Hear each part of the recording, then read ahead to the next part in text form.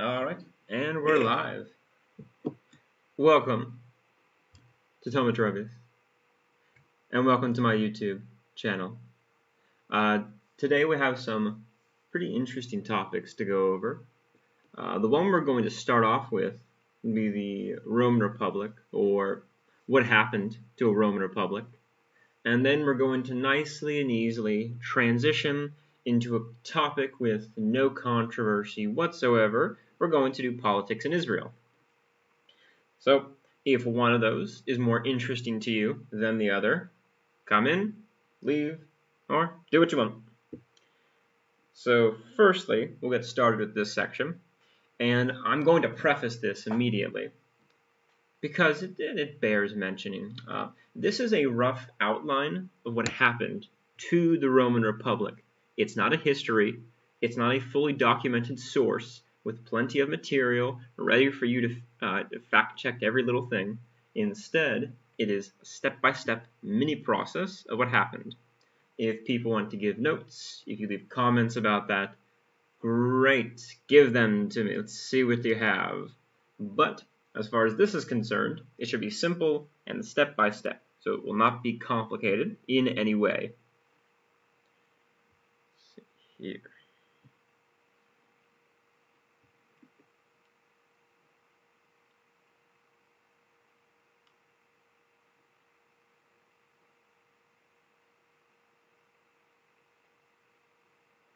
Alright, let's get started immediately. Now, most people are aware of a Roman Empire, but some people kind of know there's a republic, they do things, then it's an empire. If I'm going to give you a basic idea of how this works, you really need to look at Italy right here. The Romans started from Italy, the center, right over here, and they began taking over the regions right next to them, which I should have highlighted. That's very sloppy of me. Bad. Okay.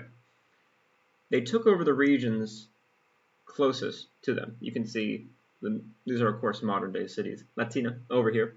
Frosione, over here. They took over this area where the Latins lived, and they dominated that. They continued moving out all throughout Italy, all throughout, mainly the center area, up into the north to the Etruscans, later down south where the Greeks were living, and then further up north for a time, up to the Apennines, and then pushing into the Po Valley up here, where you have all the fancy cities of Italy that you have today. You have Milan, Turin, Genoa, Bologna, Pisa, not Florence, it's down here, Venice. But this was Italian expansion. When you begin moving past Italy, things get much more complex.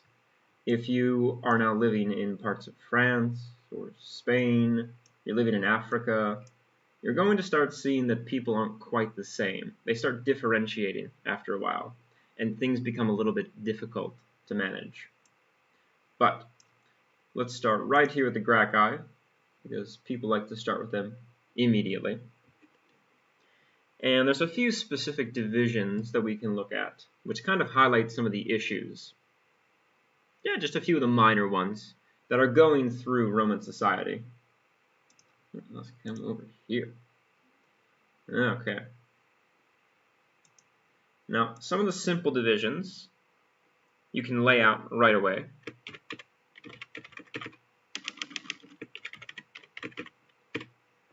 Patricians and plebeians are a very simple one. One are born into that role. You're an upper class. You live as, well, hopefully you live as if you are upper class. It does not mean you're rich, it means you're privileged. And the other class is everybody else, a lot of the more poor Romans. But even in this case, to be a plebeian is not the same thing as to be a slave or to be a freed person. At least you're a Roman citizen. You might be poor, but it's better than something else above you. And that's a very simple division you can put into Roman society. Everyone expects it. Everyone knows about it. That's a very easy one. Later on, you started to get another division creeping up here.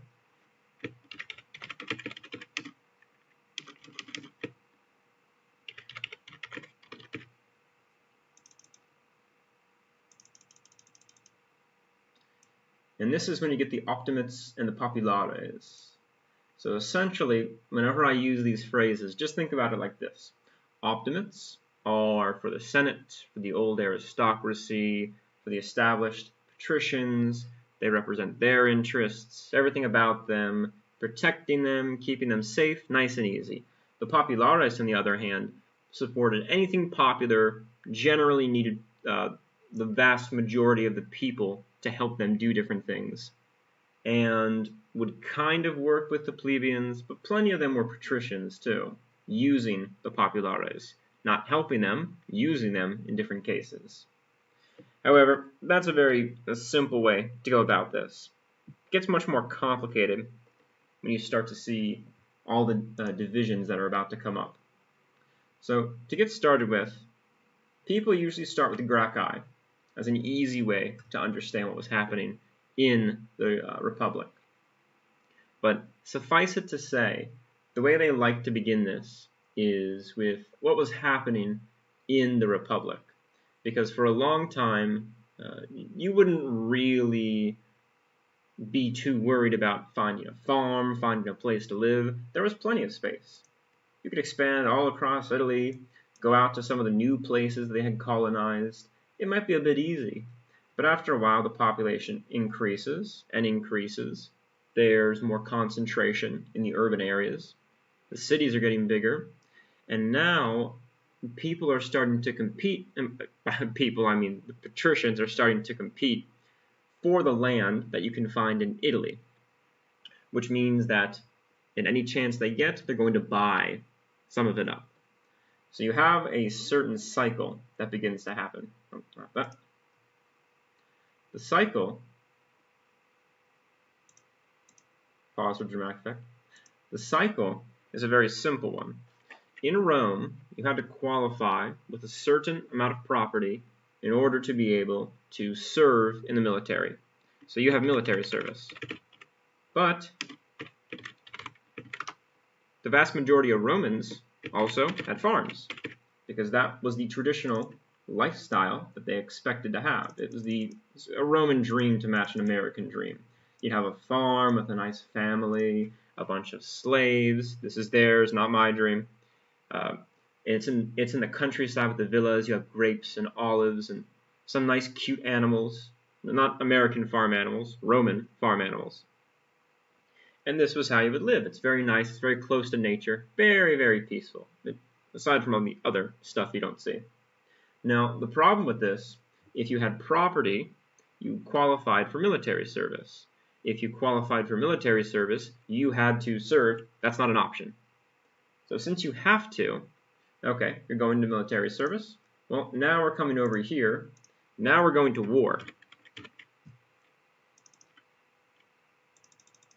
But due to the way that the Romans liked to go to war, this kept happening more and more often. So maybe once, twice,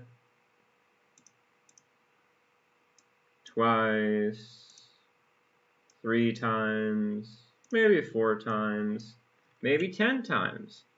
As you keep going to war more and more, you're expected to use your own resources to do this, which depletes your resources. You lose money, you lose the time you can have, 1, with your family, but 2, to work on your farm over here. And as that gets worse, if it goes bankrupt, it gets sold to somebody. In this case, we're using the example provided by the Gracchi, which were patricians who would take the farm, buy it up, and then it would become part of their larger estates. And by doing this, it makes them larger, it gives them more money. And they don't live or work on the farm, mind you. That's not their job.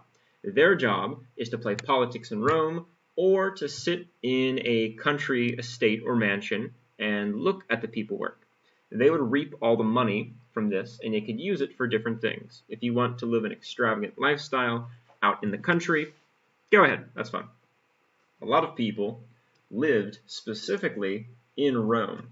You could have farms all over the place, but you lived inside of Rome, and what you would do is use all this money to pay for your political career, because things were not cheap. And part of the way you campaigned in the Republic was you threw banquets and meals, you spend huge amounts of money to meet all these different types of people, high class or low class. You're throwing festivals, you're just throwing money all over the place to get everybody to know you and to like you. And by doing this, it requires quite a lot of resources from these farms. Now, in the beginning, this is not a problem for some people. But after a while, if you have all these people serving in the military, they begin to be unable to do anything else because they're always in the military. And then they lose their farm, and all of a sudden, they're unemployed, and they need to find a new job. And remember, the military service and farms in this case, but property, are linked. No farm, no military service. You can't do that anymore. So it hurts in a secondary way because if you're unable to possess property to qualify for the military, all of a sudden, okay, no longer in the military.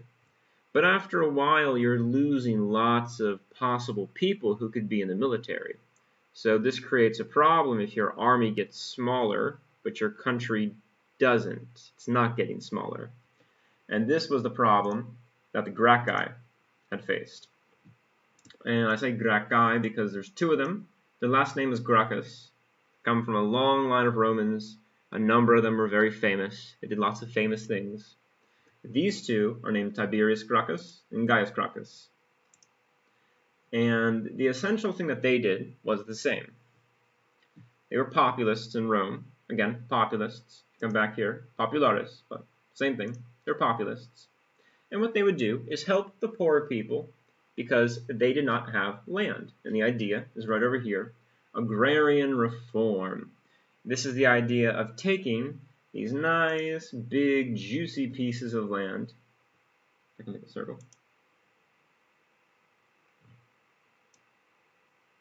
It's very rough, don't blame me. You take the nice big pieces, and no, that looks horrible. Oh my goodness. Let's find a better shape. Okay, I'm not going to find it now. You take these nice big pieces of land and you begin cutting them and cutting them and cutting them, and you give little pieces to all of these people who need or want land, and in some ways you could probably approve certain people.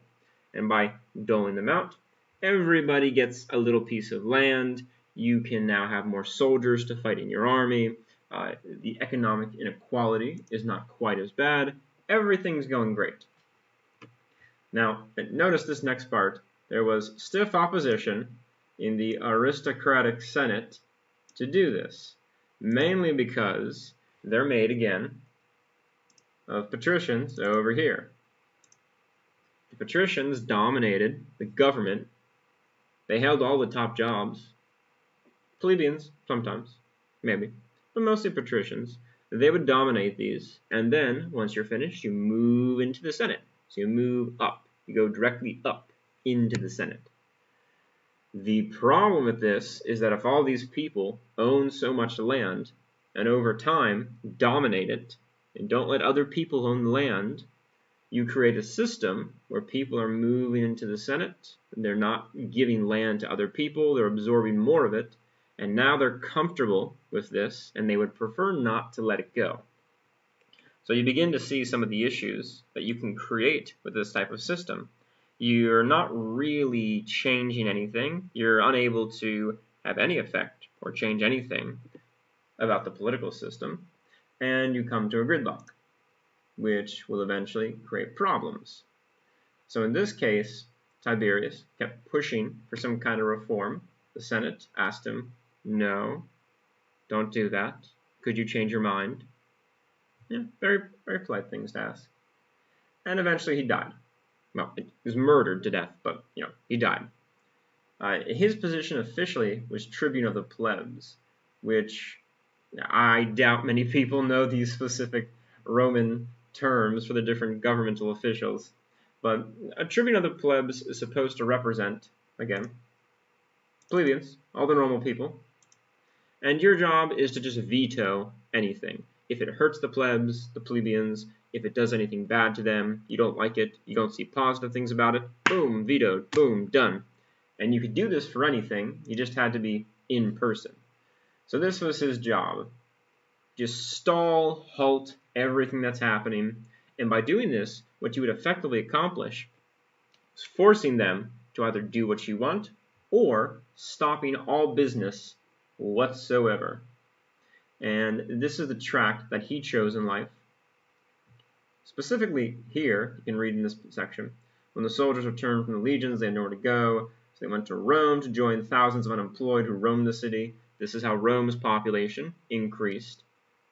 Thousands and tens of thousands pouring into the city, with your families pouring in, with no money pouring in. Poverty's going up, pouring in. Crime's going up, pouring in. Hard to work jobs, pouring in. Little hygiene, pouring in. Stale food, pouring in. And this keeps going over and over, and it's not getting better, it's getting worse. And it's creating issues because this becomes a problem after a while if there are too many poor people in a city who do not like being that poor but have no other alternatives, because the alternatives become very violent after a while. Now here specifically, proposed a law, Lex Sempronia Agraria, that's a law. Here you could reorganize some of the Ager Publicus, which basically was land the government owned. The government should have been able to just give a bunch of land to people. Not that they really wanted to, but you could do it if you really wanted to. There were also laws which were supposed to limit the size of farms, but don't matter. Now based on this, he tried to get it passed. It didn't really work. He had a specific way. He was going to divvy it up a lot. The point, again here, as a tribune, you could veto pretty much anything. So you could just veto constantly. But if the Senate has another tribune, Marcus Octavius over here, who can then veto his veto and veto things he wants to do, you can deadlock yourself back and forth constantly, and you'll never stop fighting.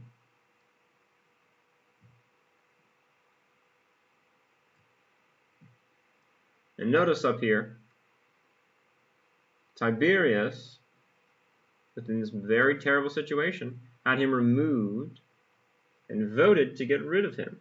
But by doing this, it's a little tricky because you're not supposed to touch a tribune, you're not supposed to do anything to them. It's called sacrosanct, which means do not touch, do not hurt, do not do anything to them. They can do whatever they want, effectively. So by doing this, he can counter all the other tribunes, which is kind of not legal, so we're in a weird place here. Now, these actions were his supporters, so instead of moving to depose him, he uses veto on all the ceremonial rites that they conducted, opening different things, and since they required them to function properly, he could shut down most of the business that was taking place, which creates a problem after a while because people would generally like to do their business.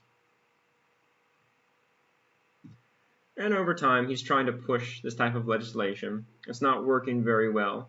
And in this time period, they had mobs, and that was kind of how you had political support. But the mobs from the Senate and his mob would clash constantly, and they were supporters of opposite people. But during one of these confrontations, eventually it blew into a much more violent episode, and they ended up killing him. I believe that they have down here, they tossed his body into the Tiber River for a nice touch, which means no funeral. Again, you're not supposed to do this. There's plenty of outrest. It's very odd to murder a public official like this. Rome didn't murder public officials. So because of this creates the idea, and this one's very important.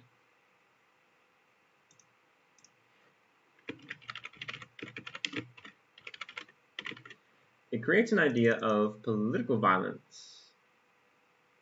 If you don't like the way something is going, you can kill your way to a solution, which is a very dangerous thing. But it worked, so we're done.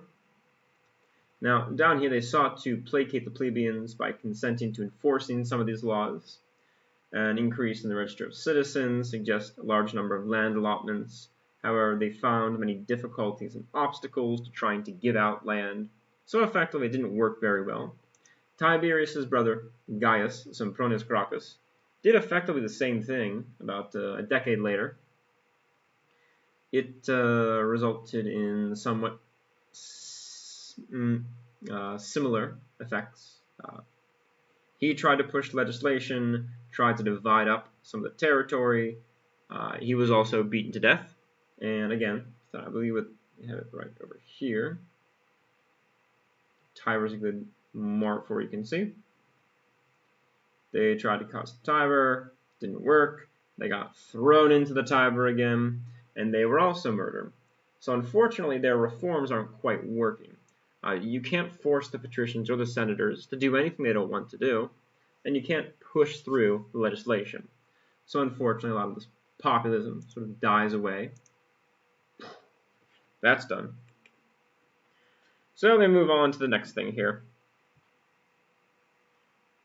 Now at this point, tried to get this passed, failed. They tried to get this passed, it failed. And by doing this over and over again, they're still not solving an original puzzle. If you do not have enough soldiers when you go to war, you do not have soldiers to fight in your war. And that problem keeps repeating. Rome doesn't just hire random people. They hire people who specifically have property and fight as a citizen soldier, and you have to be doing that. There's no alternative around it. Which means that when some of the new wars come along, you start to see serious problems. That's where Gaius Marius comes in. Now, to put this into perspective, with these wars up here, there was two wars that created the main issues that were happening here. You had the Juggernaut War, which was a war in Africa to support a vassal king that Rome was supporting in Numidia. It was managed badly. They kept wasting soldiers. They wasted time and money. Eventually, Marius, with the significant help of Sulla, which comes in later, he's at the bottom, but he shouldn't necessarily be at the bottom. They managed to solve this. They managed to put him back. At the same time, they can leave. It's a victory. But at the same time, there is also this war with the Cimbrians called the Cimbrian War, which, suffice it to say, for all the things that were happening, it's a very large number of different groups of people, barbarians, tribal people. They're collecting people as they go. And as you can see here, they had gone south into Central Europe, and they were attacking and destroying places all around Rome, which was concerning Rome because they were getting very close to them, and it was getting very uncomfortable for them. And after several disasters, Marius got elected consul. It's way down over here. And as consul, he's fighting them. He's trying to maintain this republic. But it's unable to happen because there's not many soldiers left. They used up plenty of soldiers in the Juggernaut War and in the early years of this conflict as well. So now there's not many more left. They're kind of running out of them. So in the years preceding Marius, there was an increasingly popular movement for the redistribution of land from wealthy aristocracy. They were premised on the Roman levy to exclude from service those whose property qualification fell below the minimum property qualification for the 5th census class. That's the minimum. You had to be that to be just a basic soldier. One of the arguments was they have to rebuild manpower from which the legions are recruited. If you don't do this, you run out of soldiers. You can't fight wars without soldiers.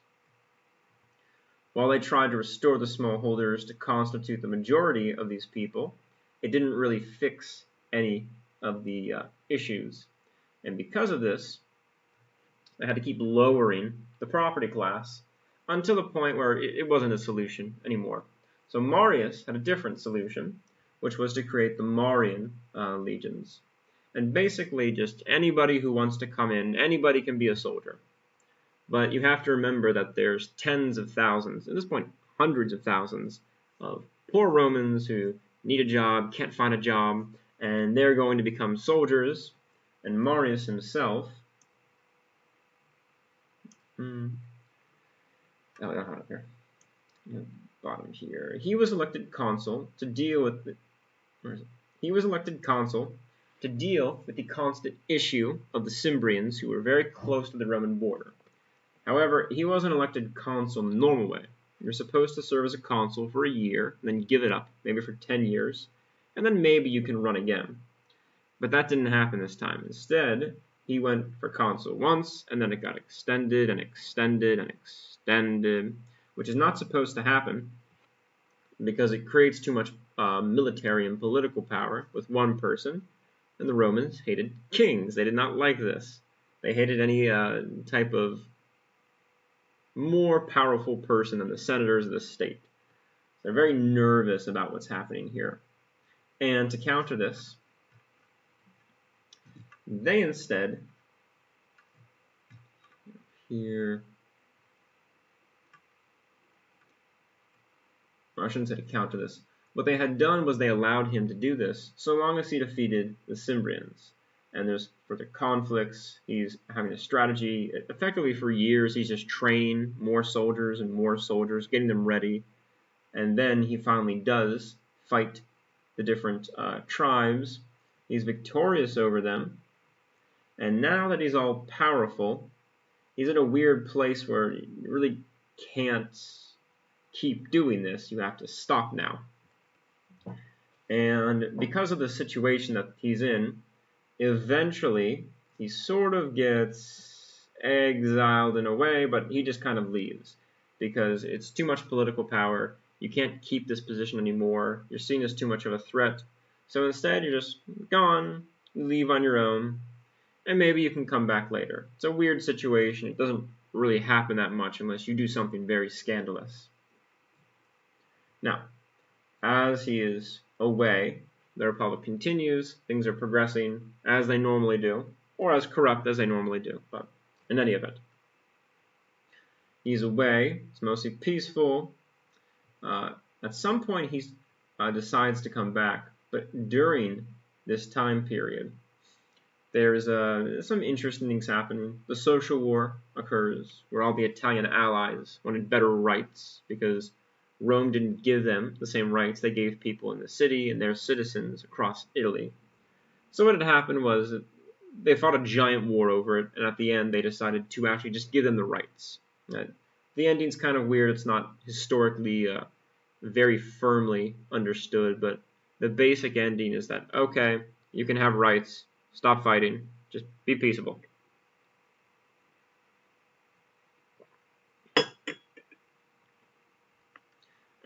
Oh my god.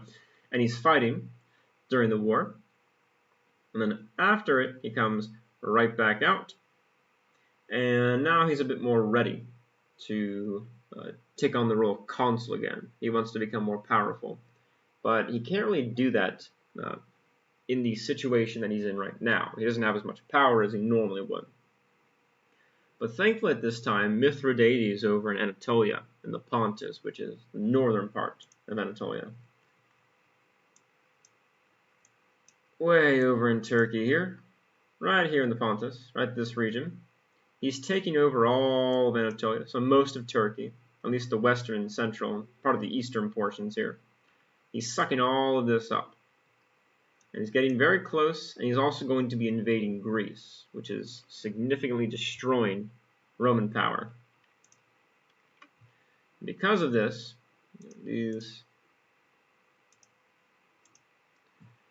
he wants to be appointed the general to conduct this war, but Sulla wants to be appointed the general to conduct this war, and they have a small civil war where they're fighting each other.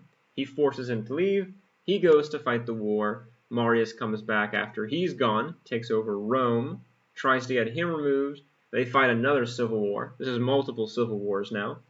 And in this giant one, the second one is major. You can see there's 100,000 men involved in this side alone. It's getting quite large. There's battles after battles. The people are defecting. They're fighting each other. It rages all across Italy. There's major fighting until finally Sulla maintains himself as a dictator. He invades Rome in an illegal way. You're not supposed to invade Rome. You can't do that. It's illegal. But he makes himself dictator. Marius dies way before this ever happens. He's basically uninvolved. But it just becomes a thing that his supporters have to keep up. And now Sulla's a dictator. He tries to restore aspects of the Republic. But we've already brought in generals invading Rome, dictators, and just destroying Republican values here. So because of the issues that we're faced with here, there's a weird crossing point. See, a lot of people like to think of Caesar as a dictator, or Caesar as invading Rome, without any historical context. But the historical context is that Marius used rioting and a weird political situation to just take over a city. And Sulla invaded to restore the city, but he still took complete control. So 2 times now this has happened. And it's in a very weird place where it could happen again. There's nothing that really stops it, nothing that's going to create any solution. So you're just kind of waiting for the next person who maybe can do this. And all during this time, mainly the optimists still have most of this power. These people still represent them. They're not really fixing any of the initial problems that led up to this point. There's no land reform. There's no help for the plebeians. They're just soldiers. You use soldiers, you fight wars. That's it. So later on, you get some of the similar things that are happening. There's different political factions. They're fighting back and forth. That's nice and polite. That's wonderful. But nothing's really happening because for most of the time here, they're not able to really push somebody in a direction. They're not able to get one dominant faction or one dictator or one serious political person. Instead, you just have different factions kind of pushing each other. What had eventually happened, and this was after another conspiracy, another coup to try and overthrow the Senate and take over the country, which didn't work, thankfully. You had multiple political people, in this case Caesar, Crassus, and Pompey. They all formed together to create something called the First Triumvirate.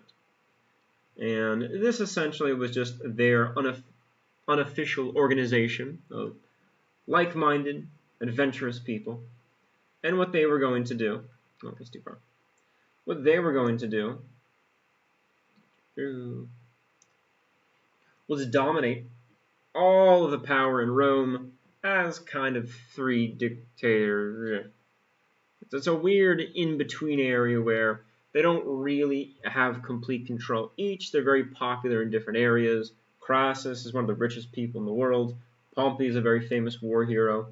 Caesar's doing good. Not the most famous one, but he's doing good. That's the important part, doing good.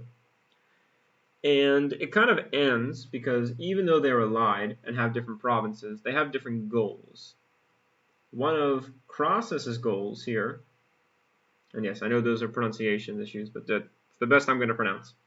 One of Crassus's goals was simple.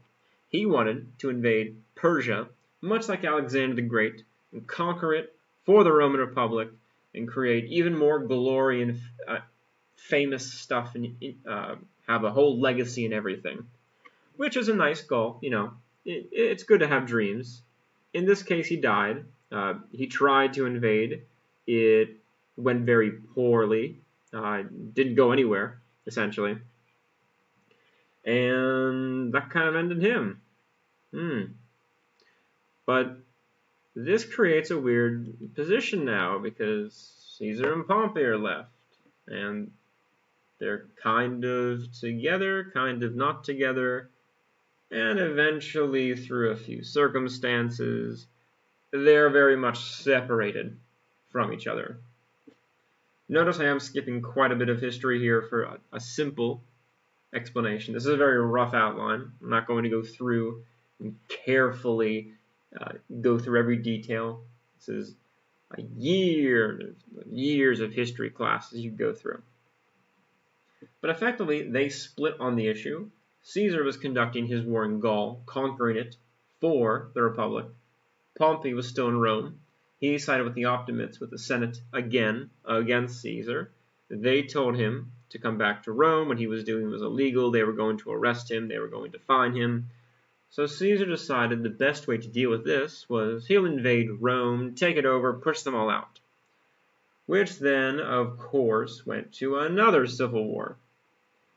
So now we are at multiple civil wars, which keeps happening because there's no way to really keep a political balance anymore. People have way too many soldiers and way too much power. And in this war, we're talking about, on both sides, hundreds of thousands of soldiers being recruited, fighting battles. They fought all across the Mediterranean. They fought in Greece, they fought in Anatolia. There's a major campaign in Egypt. There's battles across Africa, battles in Spain, battles in Italy. Not much in France. France is being France at this point. But it's so divided internally. They keep fighting back and forth until Caesar eventually is the winner. He defeats all his enemies, pardons a bunch of them too, so he can look like a good benefactor to everybody. He comes back to Rome, has some parties, he's dictator for life, gets to make rules and changes. He wants to go invade Persia now, just like Crassus did, and as a revenge twist. You don't kill Romans, we kill you. So he's going to Persia. But at the same time, what happens is that he gets assassinated. Oh, look at that. There's now multiple assassinations, multiple invasions of Rome, multiple civil wars. And this pattern repeats and repeats over and over again. It's really not stopping.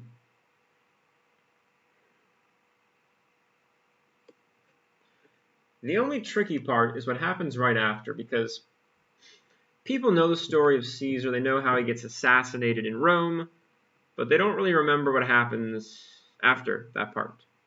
See, it's a Roman Republic, but it's still going to become an empire. So something's got to happen. What happens is kind of twofold, because we have Mark Antony, who's kind of Caesar's number two in one way or another. He becomes much more powerful after a while. But that's not the person Caesar gives control over to. He gives his wealth and inheritance to Augustus, who at this point is called Octavian. He has multiple names. Get into Roman politics and naming, so many names a person can have. But this is Octavian. He's very young, and people don't know why, but Caesar gave him an enormous inheritance and all this money, which he uses to begin gathering an army himself and to go into political life and to begin pursuing his own designs and strategies within the Republic. And over here, there was this weird period right after the assassination where they weren't, you would think it would be popular, but it was not. People did not approve the assassination. At this point, Octavian comes to Rome. He's getting his inheritance too. Mark Antony is the consul, kind of at this point. And they're in a weird truce with the assassins. They're not on great terms. They hate each other. They're trying to kind of be peaceful. They had an amnesty, which kept them sort of out of trouble. Again, what they did was illegal. They weren't allowed to do it. The people did not approve, because I can show this over here. Caesar is not an optimate. He was fighting against them. The populares were the people that Caesar was appealing to, who liked him. And that's the plebeians, which means the majority of Rome, which is hundreds of thousands of people. So to do that was very risky for them. They are not liked in the city, everywhere. The people hate them. Now, the one that is always mentioned is the speech with Mark Antony at Caesar's funeral, where he's giving this great speech about how much he loved him, how much everything was ruined, and he wished it could have continued. And he's kissing his he's kissing the clothing, he throws it to the crowd, and he's creating a lot of animosity towards all these assassins. They describe it here as an inflammatory eulogy, which was very inflammatory. It was supposed to be neutral, and it was not. And here he was getting political support. Octavian was going to join him in some way, but in this portion, he lost the support of many Romans and supporters when he opposed a motion to elevate Caesar to divine status. And this is when they're making people gods. It's just something they do. Octavian couldn't persuade him to give Caesar's money. During the summer, he won support from some sympathizers. He made common cause with some of the optimates. And in this case, they wanted to manipulate him. He may have just manipulated them. It may have been a bad back and forth. In September here, the leading one, Cicero, was very, very prominent, began attacking Antony. Antony did not like that at all. When opinion turned against him, he tried to put in place laws. It didn't work. Octavian was building his own personal army. Antony runs off. Octavian's fighting him. Weird events are happening. And then they decide to ally together and then fight the assassins in the Liberators' War. You can find the Civil War here. And they form officially the Second Triumvirate, which is only second in his history. In actuality,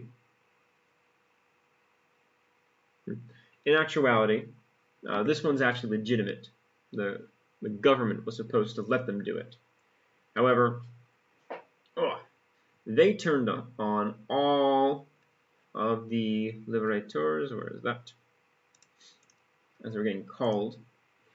And they fought a large war with all the assassins. If you'll notice Marcus Junius Brutus over here. He is very famous in all the plays. Everybody knows him. He's one of the people who turned against Caesar. They had a civil war, mainly in Philippi over here, in part of northern Greece, or modern-day Greece. And this, again, another very large war. And then Antony and Octavian and Lepidus, but no one cares about Lepidus. They control the government jointly. But then after a certain time, Lepidus gets pushed aside. Pompey's son is trying to gain power in Sicily. It's not working. And they effectively have to divide the entire empire. Octavian takes the western part, essentially, and Antony takes the east, again with Cleopatra.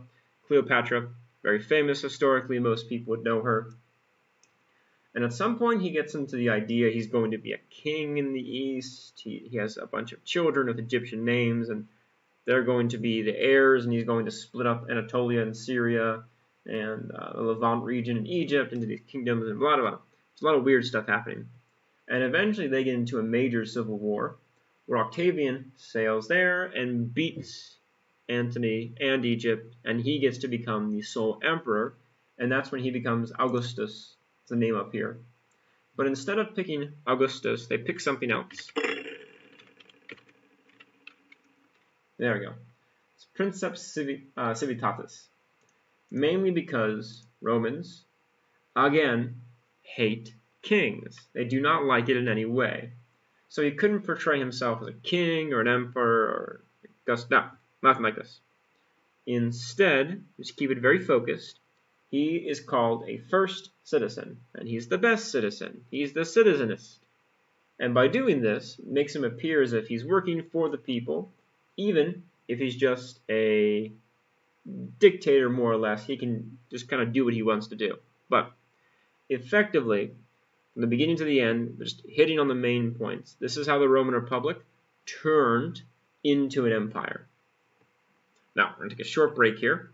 When I come back, I'm going to move into our next section. And it's very rough. I did not mean it to be detailed. It's not supposed to be detailed. Don't worry, it's not detailed. It's not supposed to be.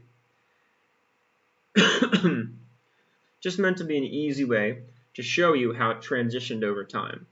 It started with a very minor issue and grew until it became horrible and was unworkable in every way possible. Now, before we do the transition, shut this off very quickly. I have a website here. It's Tome of Trovius.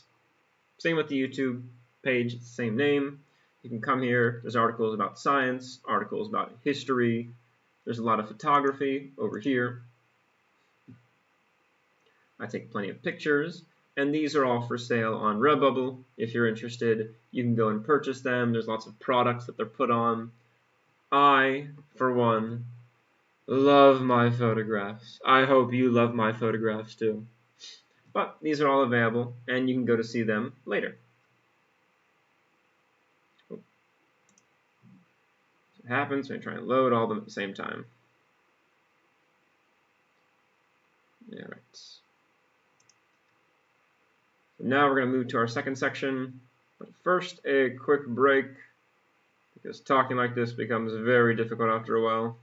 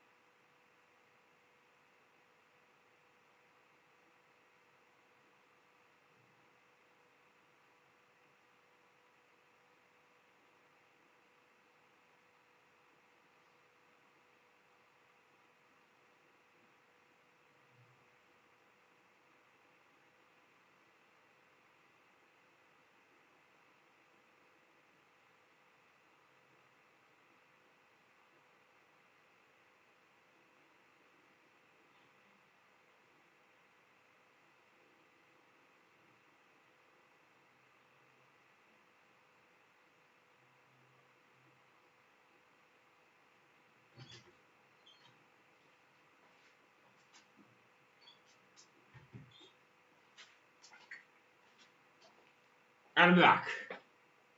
Dun, dun, dun, dun, dun, dun, dun, dun, dun.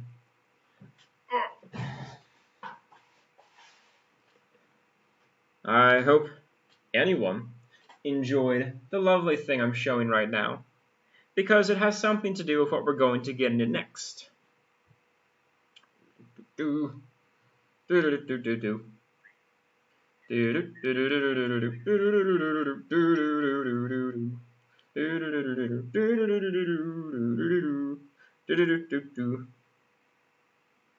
Alright.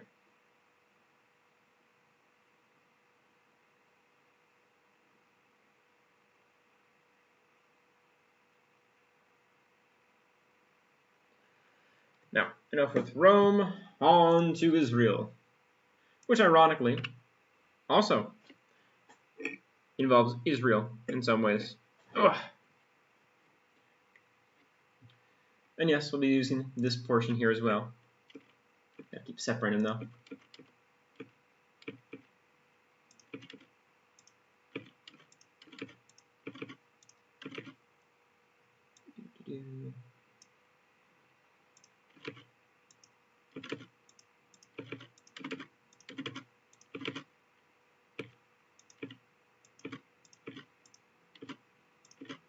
There we go, nice and separated. So when we play later, we'll be doing some fun things with parties.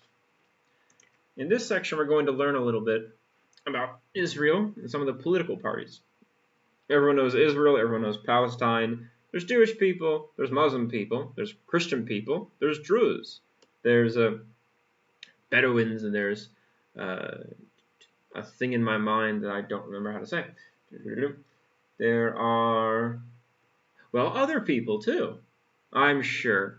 But most people don't know the actual political parties in Israel. Not that well. I mean, maybe you know Likud, kind of. You know Netanyahu, maybe. But the other ones are just, yeah, they just disappear, kind of. So, I'm going to introduce what's happening in Israel right now. We're going to go through some of the prehistory, some of the basic stuff, and then we're going to go straight into the political parties.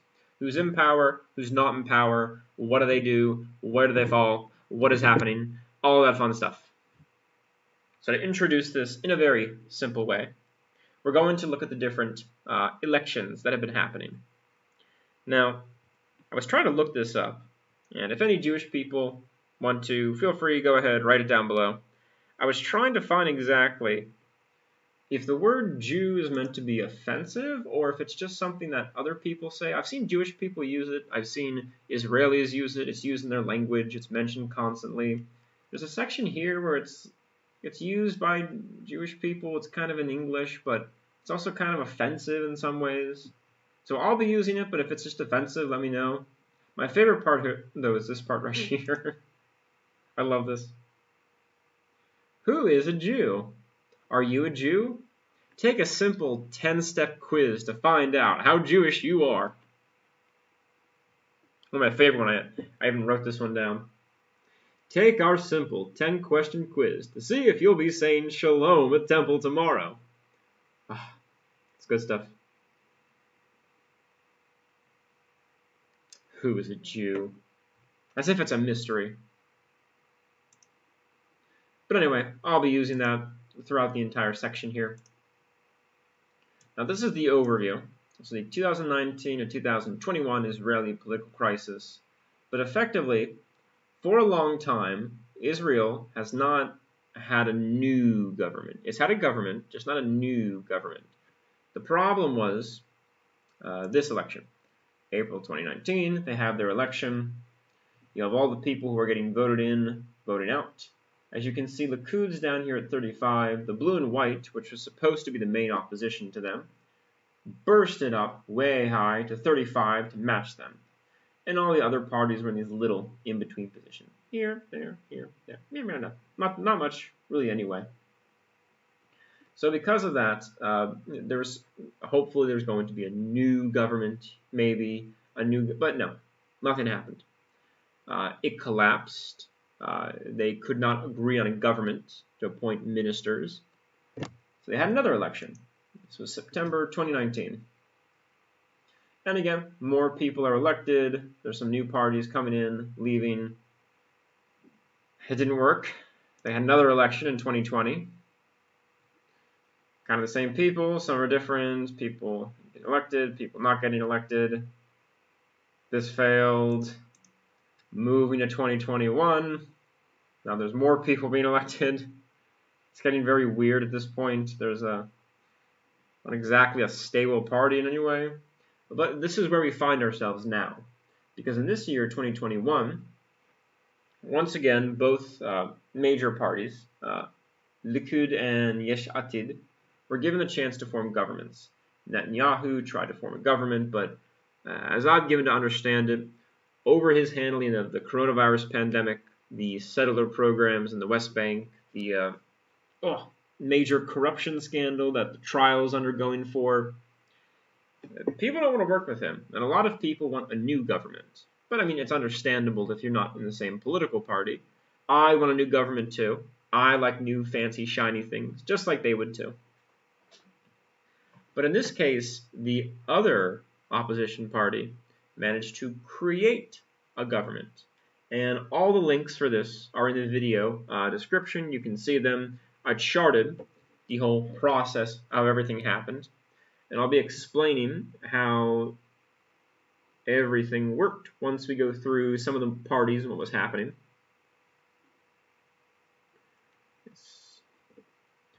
But these are the main people we're going to be looking at here. And the Israeli parliament's fairly simple.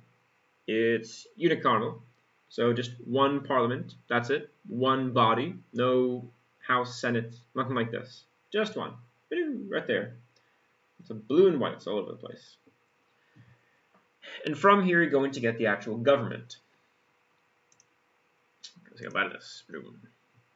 So the election, and this is the current government right over here. It has been accepted and approved by the President of Israel. That's the person who has to approve it. Which I wanted to look at very quickly here. Where was he? Where's... Let's see where he is. Nope.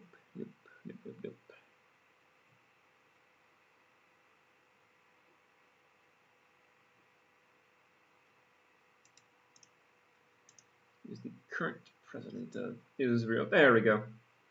Reuven Rivlin, which is a fantastic name. Reuven Rivlin. Worked very well in America. Very catchy. Let's see here. It argues for a greater Israel that would embrace all people and give Palestinians, the West Bank, Gaza, full citizenship. Yay, everybody's happy together. So a big supporter of Arab Israelis. Not the most common thing I thought, but yeah. And he supports the one-state solution, where everybody comes together. It's also fluent in Arabic. Ooh, interesting. All right, and this is a bit different. He's the president of Israel, which effectively doesn't mean anything, because the prime minister is the one who does everything. The president does the official stuff. You do diplomacy, you receive diplomats, you sign everything, you appoint officially different things.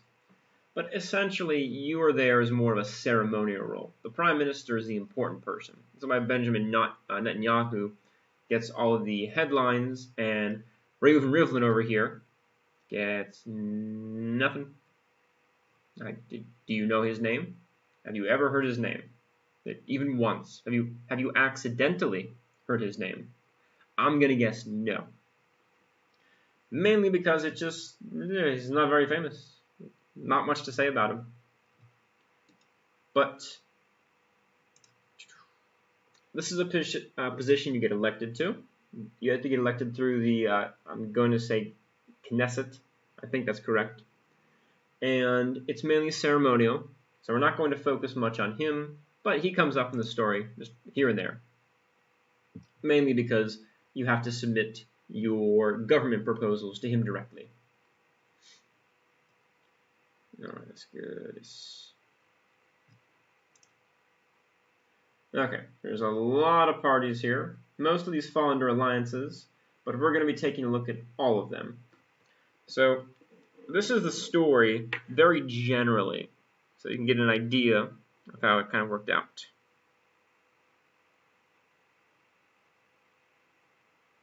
Now, the process to actually forming the government took just about 2 months. But in those 2 months, it was extremely contentious. There was wheeling and dealing, making alliances. Deals fell through. The leaders and the members of the Knesset would disagree with each other. They'd break deals. They had different appointments. They were trying to work on different laws. And it became very nerve-wracking. This was the 4th election. Nobody wants a 5th or 6th or 7th election. Just make a government, and that's the government. But no, we had to keep doing this over and over again, over and over again. It's very monotonous after a while. And it's over 3 years. A 4th year of this is just goofy. Like, come on, wrap it up. Let's finish. Now, in order to actually make a government, which means you appoint all the ministers and you can start making laws, you need a majority in the Knesset. In this case, 61. Exactly, 61. This ensures every time your parties vote, boom, everything you do passes into law. You control all the minister positions, and you effectively control the country. That's your government. You have to form this.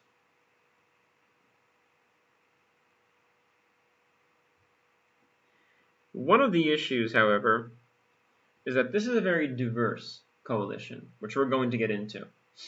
It's not really a right-leaning or left-leaning coalition. It's a all-over-the-place coalition. It's everybody merged, mixed all in together. And because of this, there's some kind of weird thing going on about stability. If it works, then you can pass laws, you can create mandates, set agendas, and it'll be fine. But if anybody here decides to leave the government or just end some of the coalition that has been created here, well, that would create a bit of an odd issue. Because if you leave, the government now is a minority, and the opposition can just get rid of everything you do. So it's very unstable, and this is the problem for Israel. Mostly the political parties that get elected are small. You have to form coalitions like this. You work with other people.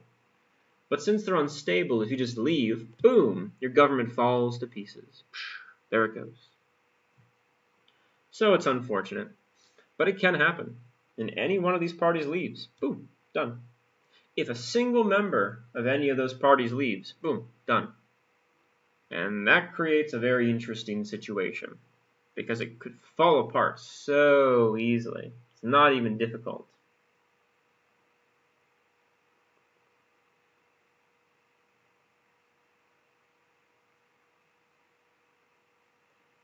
Alright, so now we're going to go into some of the specific parties. But to give you a gist of what happened, this group, Yesh Atid, was given the mandate that they can make a government, and they allied with different parties to make the government. They allied with Blue and Whites, Labor, Yisrael Beiteinu, I hope that's correct, Yamina, New Hope, Meretz, Ram, but it was very difficult to form this. They formed a core, but at the core it was going to come down to a few different people. Yamina, who are more to the right, Ra'am, which is the mainly Arab party, and then down here the Joint List, which is also an Arab party, but lots of other stuff is involved in that as well. So they were often called kingmakers in the press, because whoever joined, boom, would make the government. But you could also leave and unmake the government. You have that power because of the coalition building. Netanyahu tried to make his government down here. He tried to make it. However, New Hope up here did not want him to be prime minister. Even the conservatives don't want him to be prime minister. They're done with him. Done with the scandals, done with his policies. Done. They want to be the new prime minister. So they refused. He couldn't add them to make a government. He wanted to possibly put Ra'am, which is the United Arab List here, except over in this party, the Religious Zionist, they declined to work with this party as well. So, that doesn't work. Which means now these parties up here all have to work together to make a government. In the press, you can see in the links as well, it's often referred to as the change government.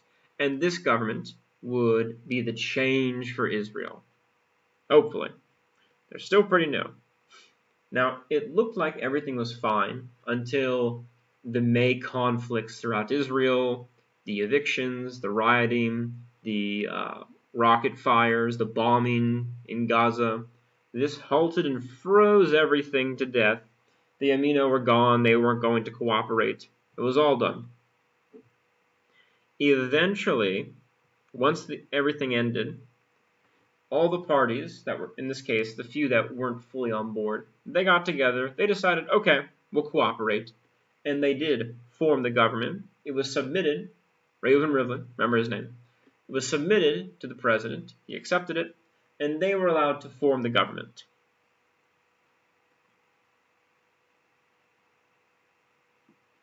All right, I missed here. Yes. Before I get into the actual parties, let's just go through how Israeli politics works. And I'll type all this out so you can see everything.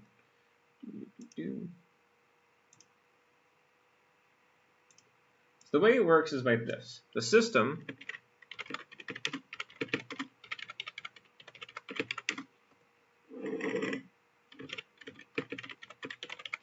is called closed list proportional representation. The way it works is that everyone in the country, no matter where you are, you go to vote, but you don't vote for people. You vote for your party.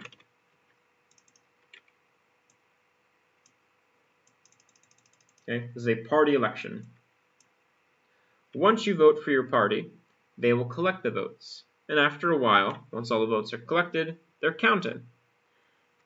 If you have enough proportionally of the votes, you get appointed a number of members you can appoint or be elected into the Knesset. And from there is where the closed list section comes in, because the parties vote on who is in the list. And based on the voting, you can be first on the list, second, third, fourth, fifth. From Netanyahu's party, for example, there's lots of people. But the smaller ones don't have that many. You just have a few. Based on the number you get, you appoint the first person, then the second person, then the third person, and so on, how you want to do it. And by doing this, it's a much more fair and sort of even measured system, because it's not just if you win the majority here or there, it's how many votes you can get from people across the whole country everywhere. So it's very national. It creates a nice balanced system with lots of different parties, but the parties fight a lot, and you have to make coalitions. So it can be a bit tricky to work out. Also, there's a minimum.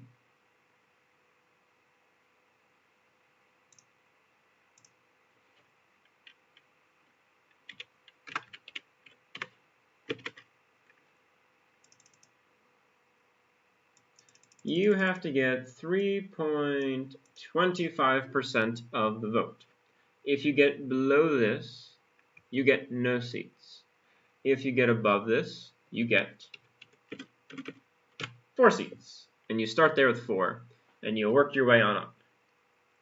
Now, of course, this creates another issue that it's not exactly fair to any individual party. Maybe you can get enough for 1 vote, but they don't want that. They want you to have at least more support to be able to come in.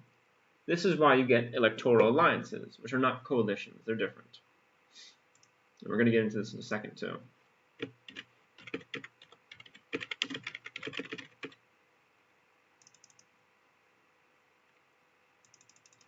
With electoral alliances, what you do is you have a party, say, I'm going to put it down here, say party A. You can't get enough support, so you get party B, and you form an alliance, which can also be called a list in some cases.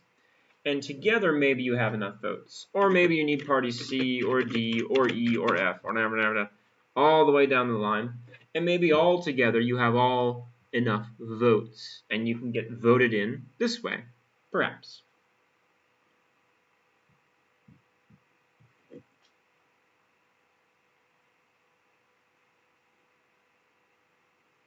I also included something else too, which is a fun little system.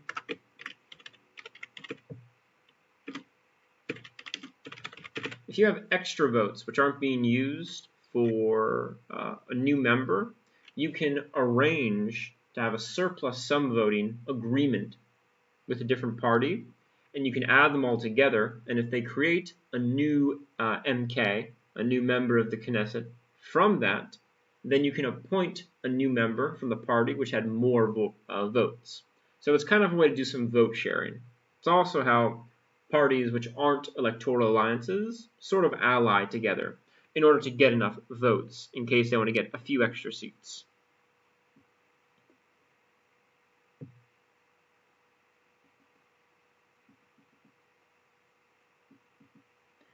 Okay, and now we're going to get into the actual parties.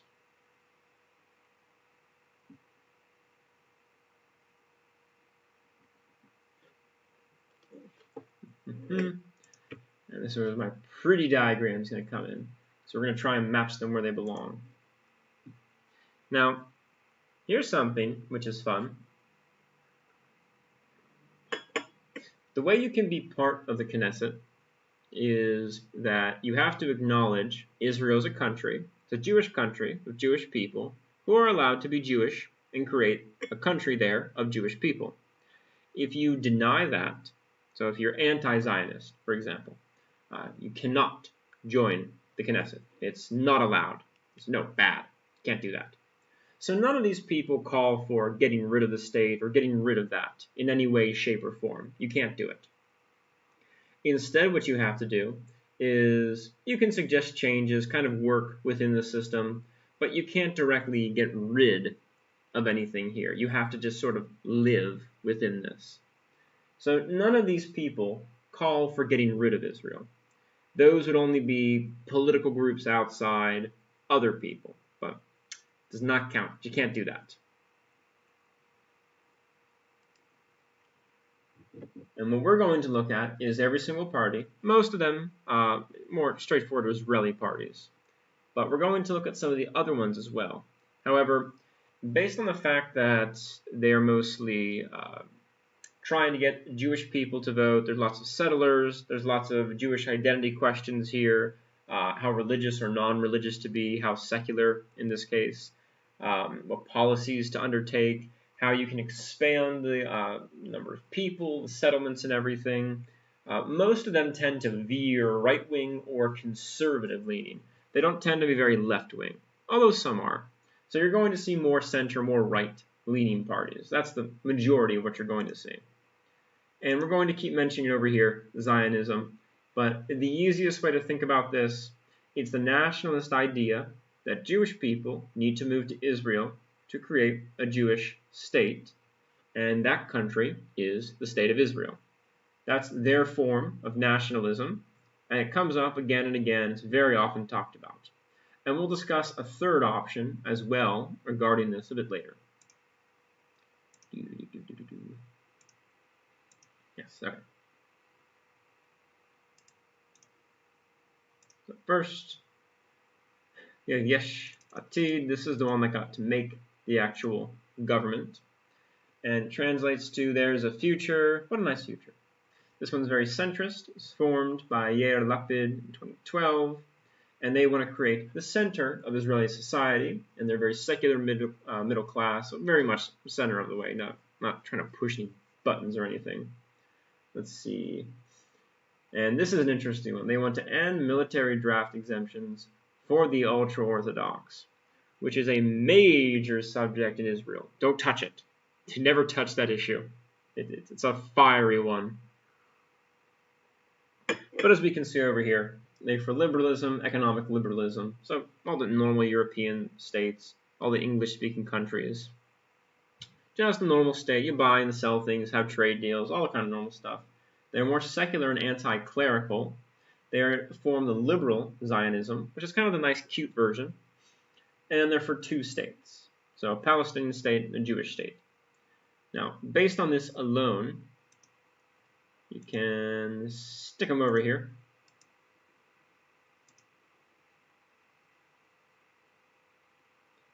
Let's get this higher. There we go. I kind of put them center, more on the liberal leaning side though. Only because they really don't fall to the conservative side. They're much more kind of pushing towards the left of Israeli society. And let's see what else they have here. And this, you can look at the 2019, 2020 things. There are lots of alliances, betrayals of alliances, back and forth running, and it gets very, very complicated. But effectively, it's more of a centralist party, very much opposed to Netanyahu, what he's doing. They want a very different version of Israel. What it's going to be, kind of have to wait for that. Let's see.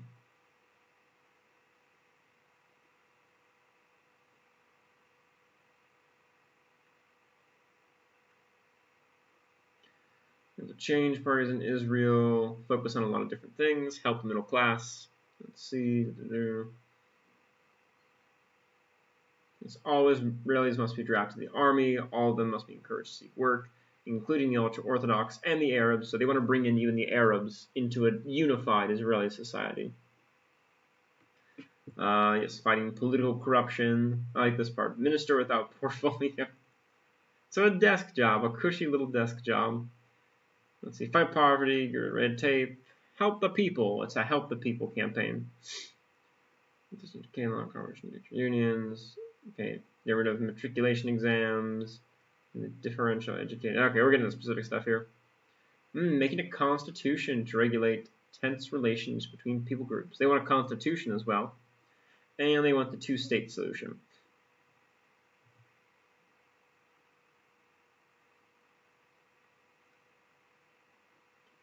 Oh, very interesting. So they're definitely focusing on the different strains of Judaism that you're going to find in Israel, where they're not just letting the Orthodox Israelis, or the ultra-Orthodox ones, the Haredi ones, to kind of do whatever they want. They want to focus on lots of different people throughout Israel.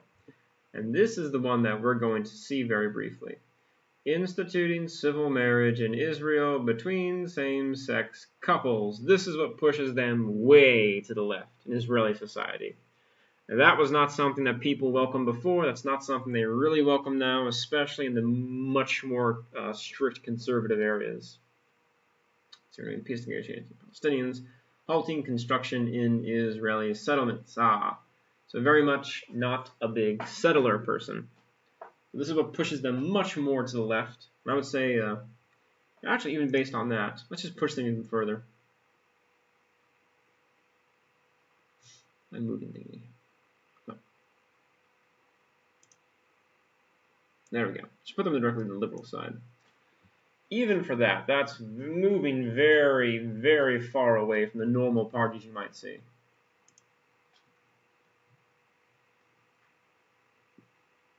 Right, the first one there. Now to the blue and the whites.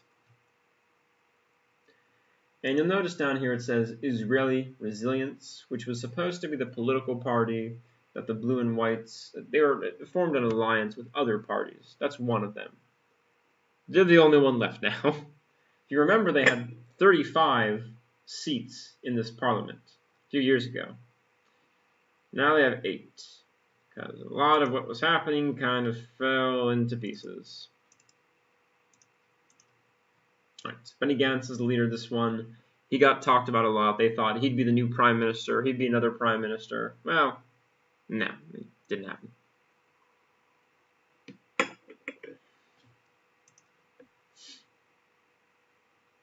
Well, let's see here what he stands for. So we have Zionism, so Jewish people can stay in Israel. We have liberalism, it's kind of boring. Socialism, liberalism, that's nice. Progressive society, it's kind of like just a good government. It doesn't really say much. And then the big tent approach. They say catch-all alliance, but that's a big tent. Everybody's welcome. We'll bring everybody. We'll have a big government full of everybody. Let's see. What do they specifically want to do?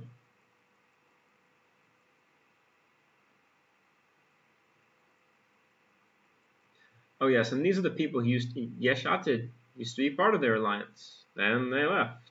Did not work out very well for everybody.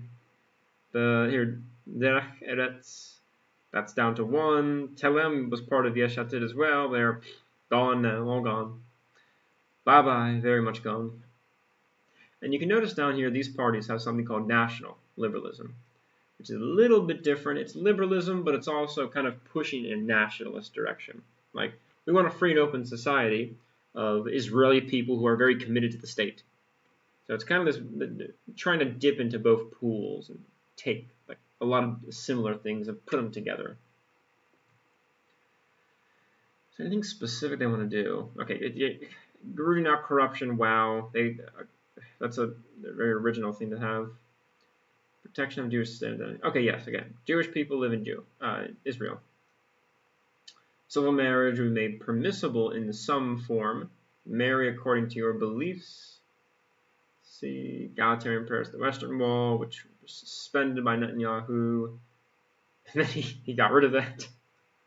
So it kind of tells you what you would do sometimes.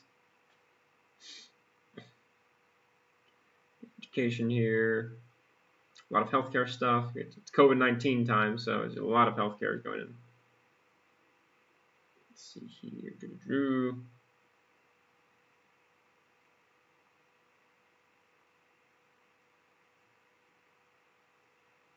Oh, interesting. An annexation plan. Jordan Valley. Okay, so basically, if they say Jordan Valley, this is the West Bank. It looks like a kidney up here to here. This is the Jordan River Valley. Goes down here a bit too, but essentially, they're talking about this section. From the Sea of Galilee to the Dead Sea. They just want to take all of this. Boom, that's Israeli territory. No more Palestinians. No, you don't keep. It's ours. So that's what he's talking about by annexing that. No Palestinian right of return. Very interesting. That's kind of sad. That makes them permanent refugees. So permanent refugees. And Jerusalem is the capital of Israel. Okay. So even if it appears more liberal, this is very much kind of conservative, but just barely conservative. It's not even close to it, really. It's a weird in-between where they're trying to be more liberal, but they're just really not that liberal. So you can kind of put them as like, not quite, kind of over here, but it's in a weird position.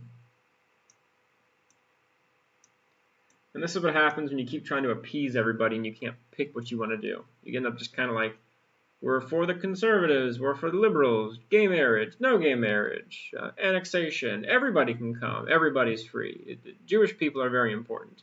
And it kind of just like, it's like everything is very confusing to people. You need to pick something specific. See? Yair over here picked a specific platform. He has more he has more seats than Gantz has right now. So he's doing a little bit better. Then becomes the Labour Party, which if you know anything about international politics, this should be easy to guess. The Labour Party here do oh good, try and pronounce it. The Mifleget Ha'avoda Ha'Yisraelit. Why? Well, let's do a pronunciation. Mifleget Ha'avoda Ha'Yisraeli. I got it. Okay, anyway. Ha'avoda is their main name. They labor. They're the Social Democrats, also Zionists. Remember, the majority of parties are just Zionists. That look, you want people who are more left-leaning, more liberal. Great. It's not really in Israel. They're all Zionists. The Jewish people are staying in Israel. They're not going anywhere. Political parties don't really differ much on this. They're just staying there. They're not going to suddenly be, okay, we're all going to leave. No, that's never happening. And they have been the main political party for decades and decades. They were a very, very powerful one.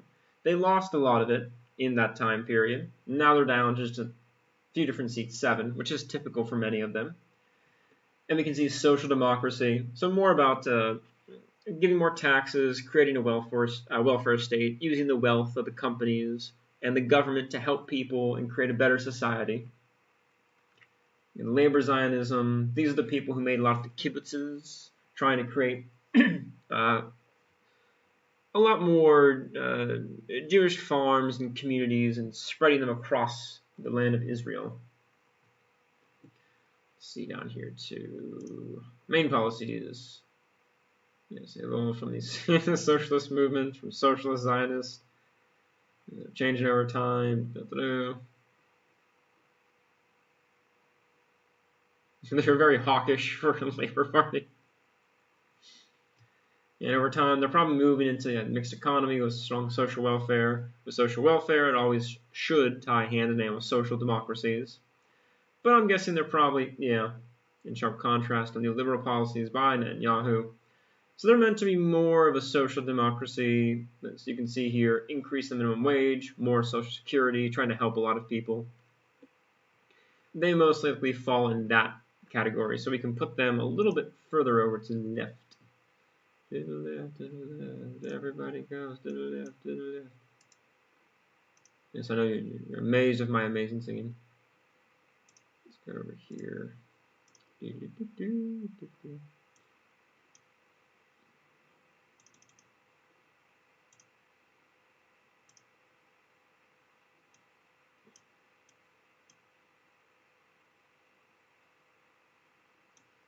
And definitely liberal over to the leftist section. Definitely in that in-between category, right between those two.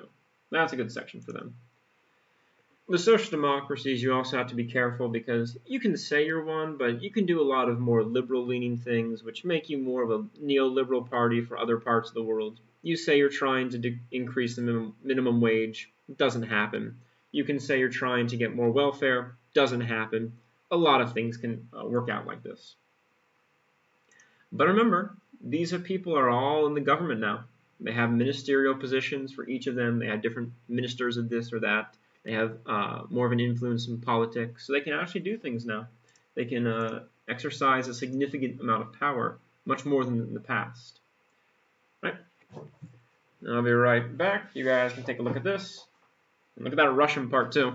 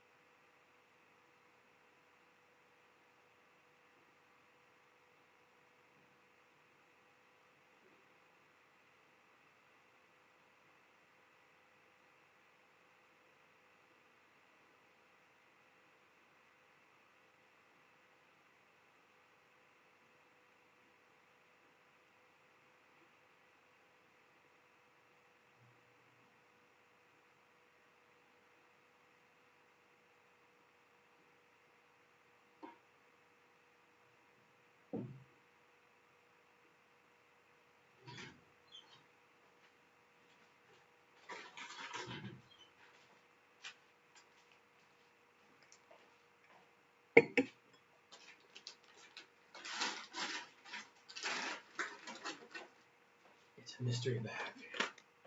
Ooh,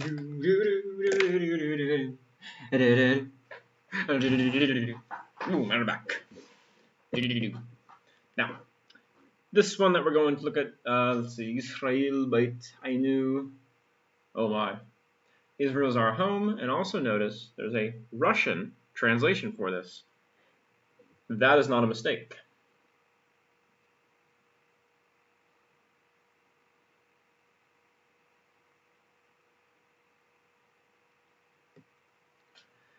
So here we have a secularist nationalist party. So again, kind of, we're not religious, but we are moving in that more nationalist, like very strict. Support Israel no matter what. Support the country no matter what. Let's see, it's a national movement, a clear vision to follow in the bold path of Zev Jabotinsky. He formed revisionist Zionism, which is an interesting thing I can look at very quickly here. It was represented by immigrants from, of course, the Soviet Union, so more Russian speakers. It wants to get more broad appeal in Israelis. So there's a weird thing with the Russian part, because a lot of Jews from Russia emigrated to Israel, about 1 million or so. However, a lot of them aren't considered Jewish or Ashkenazi Jew. That's only some of them. A lot of them just became kind of like Russians in Israel, even if they think they're Jewish. And they say they are, and they practice it, but the government says, no, you're not. It's a weird subcategory, and some of them aren't.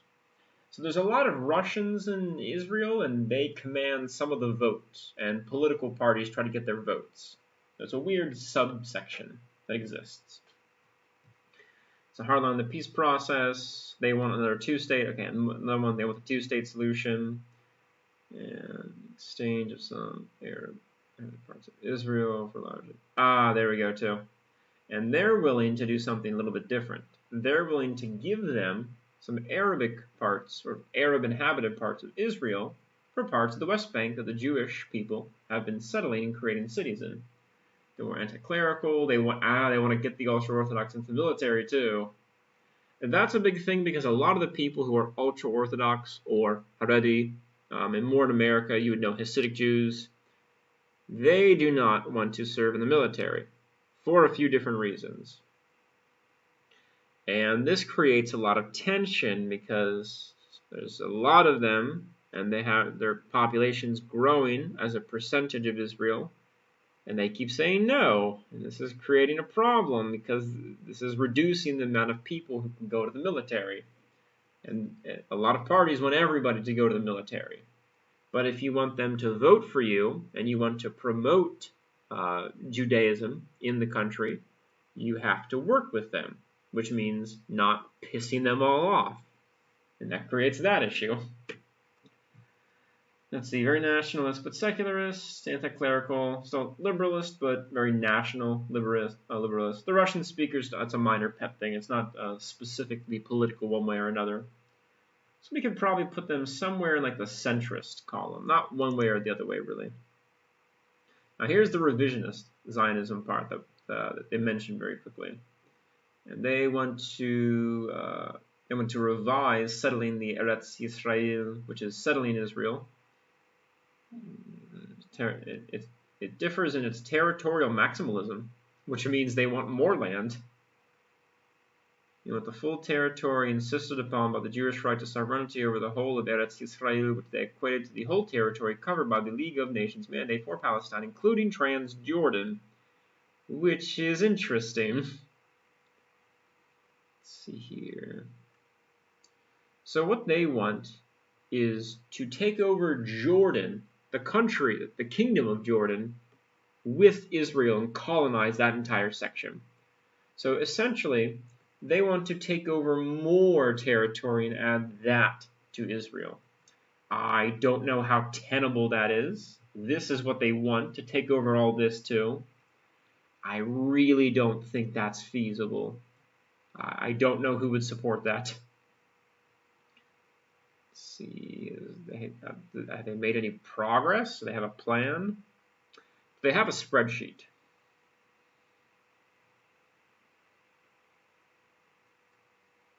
I'm not seeing much progress in this direction. I'm probably going to say no. And again, these are very simple outlines. Like, the individual parties are going to be more complex than this. It's not as simple as just saying these are their policies. Individuals make specific choices, which can turn them more right or left leaning. It just depends what they're doing. Let's see.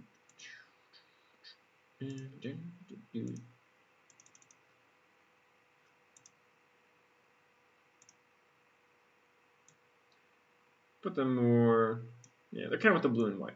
We're kind of the similar one, but a little more conservative. So I'll put them a little bit further up here.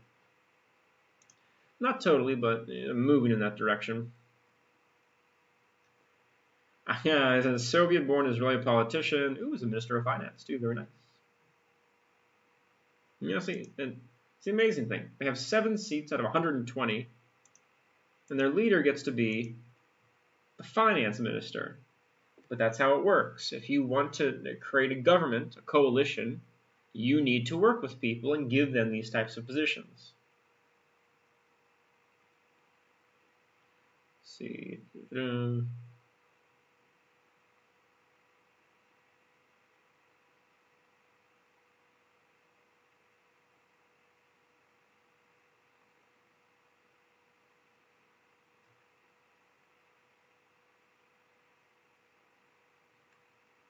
Alright, not seeing too much extra stuff. Oh, interesting. Let's go to statements towards Arabs.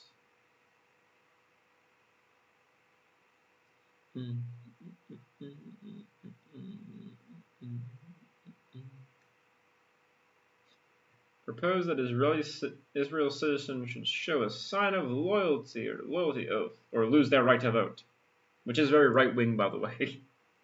You're not going to demonstrating consistent loyalty to a country gets creepy after a while. It goes to the point where you're checking passports and licenses. You're telling them to recite the oath immediately, or something happens to you.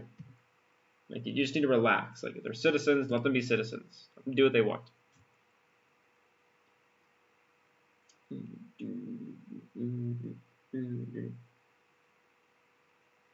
Oh, they described them as Arab collaborators. That's great. Ended with the Nuremberg trials. The heads of the Nazi regime were executed. I hope this will be the fate of the collaborators. Okay, not very friendly with the Arabs. Not at all. Okay, I think we're fine to put him more conservative. He seems to be very comfortable over there. Next we'll go to Yamina. And this one's important. I showed this one already. But the Yesh Atid, their leader gets to be, he's the foreign minister right now. He also will be the alternative prime minister, because they'll be switching their prime ministers. The Yamina head, he gets to be prime minister for 2 years. Then the Yesh Atid, Yair Lapid, he will get to be prime minister for 2 years. So it's a switch. 2 to 2. Just like that. And this will be Yamina, but Yamina is known to be much more to the right and much more religious. You can see here national conservatism, economic liberalism, so kind of liberal but very conservative in that way. And again, Zionists, their branches are secularism, religious Zionism, specifically around the concept that the Jewish religion, Judaism, is important, must be focused on. Yes, and they're right-wing to far right, in some ways a bit kind of very far right. They were willing to work with religious groups on the right, but they couldn't make a government with them. So instead, they went around and worked with this series of parties. What are the four? There we go.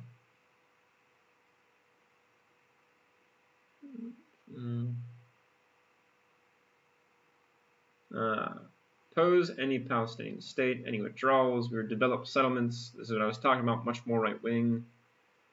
Yeah, defeat terrorism. What a goal. We're going to end it. It's done. Work towards Aliyah. If you don't know, Aliyah is the policy where Jewish people have a right to go to Israel and become citizens right away because it's the state of the Jewish people. Break up the monopolies and the cartel. Again, more the corruption thing. Reduce central planning. Interesting. If the right to work stuff. The reform labor law so unions can will only represent all workers in the workplace, so they have a majority of its workers' union. Okay. This weakens unions a little bit, so this is a bit of an attack on unions. Mandatory government arbitration to solve labor disputes.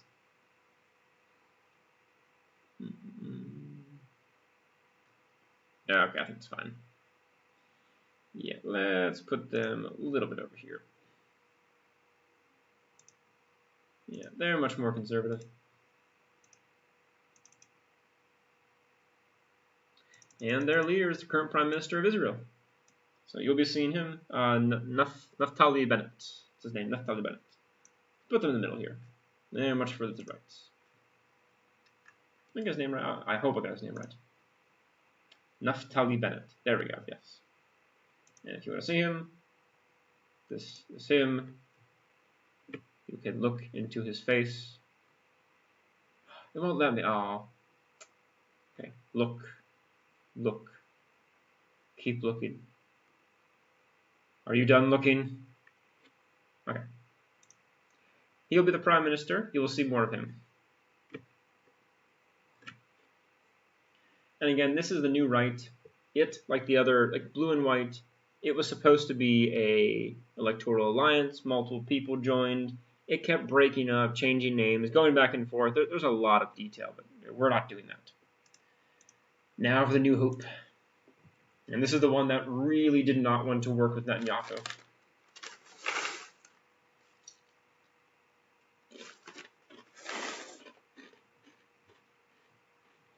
Its name is Tikva Hadasha. Interesting. And they are, let's see here, national liberalism and Zionism. Again, kind of the same thing over and over again.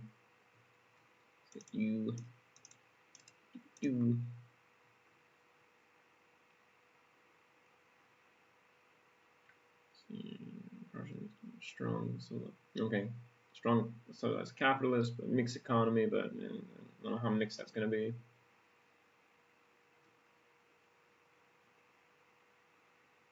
Okay, it will expand the welfare system, but it wants to reduce the bureaucracy. They support term limits. Ooh, they want to do mixed member representation too. So in this one, you can have like people run for specific seats. Like I'm running for parliament from Jerusalem, or I'm running from Tel Aviv, or I'm running from Beersheba or somewhere. And then you would also vote for members in the party too. So you vote for a person and you vote for a party. From these, you can kind of mix and match. So they want to kind of have specific people run and get elected. But again, they're pretty small. But they're kind of like in the middle of everything. So I wouldn't put them as centrist. They're doing more of these with the Yesh Atid and what the Israeli Labor Party would do. They're doing more of these, but they want to still kind of be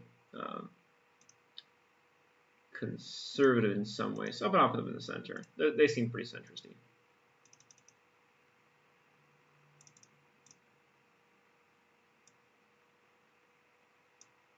But they're much further away than these two guys. Where did I put these? Oh my. Okay, let's see here.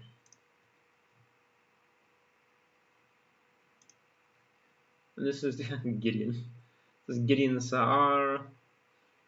And he used to be from the Likud. Again, there's lots of defectors from the Likud, from Netanyahu's party. They do not want him to be continuing. They want to make their own party, their own world. Wow. Mother is a Mizrahi Bukharan. Oh my God. That means he was a Jewish person, or she was a Jewish person from Asia, specifically Uzbekistan. Yeah, from Bukhara. I think it's Uzbekistan. I'm not sure. And what does he want to do?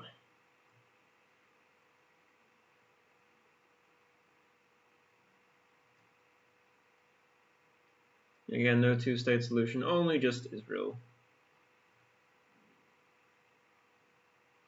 He's going to involve Jordan, wants to annex West Bank. He's okay with Palestinian autonomy and federation with Jordan. I don't know how this would work exactly. Some interesting ideas.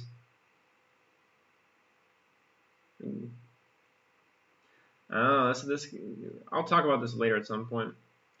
It was involved in trying to protest against this, where Israel had settlements in Gaza. There were Jewish people living in Gaza. There were also, when they owned the Sinai Peninsula, oh my God, I said peninsula. They also had colonies, but towns and cities across that area as well.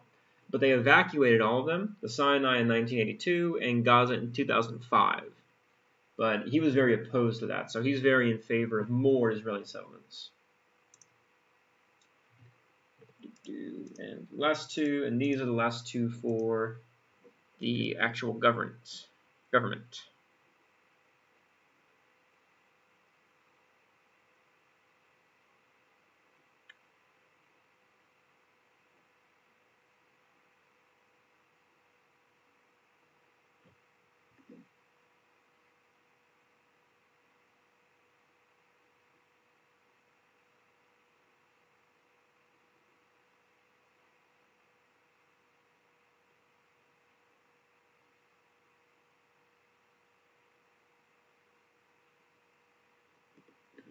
Yeah, okay.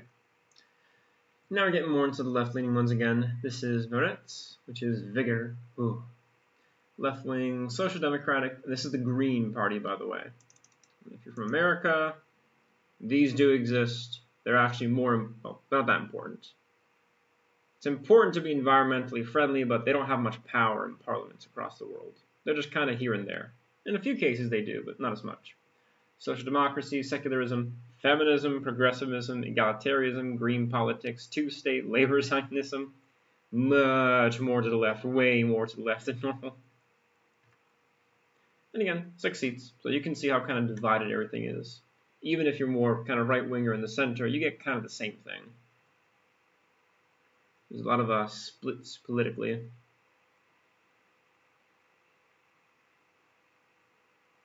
Let's see here. Peace between Israel and Palestine. Freeze the construction of the settlements. More LGBT rights. Human rights in Israel-occupied territories. Separation of religion and the state. Let's see here. Environmentalism. A social democratic welfare state. Okay, yes, much more to the left.